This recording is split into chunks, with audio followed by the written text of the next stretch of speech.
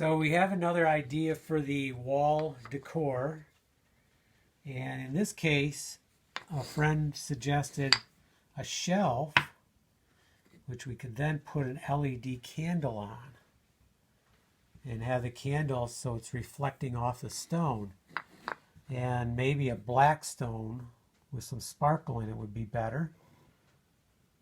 So that might be what we'll do, but I came up with this design.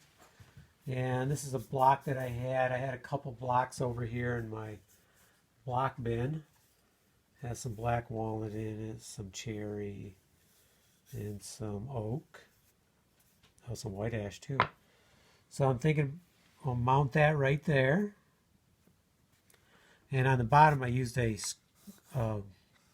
red oak square here. And then we have to make our back. We'll put this all together like we did the others. And then this can hang up and our candle can go right here. I looked up the sizes. Looks like they vary between 1.5 and 3 inches. The little LED candles, so we can put one right here, and I'll probably make 2 of these.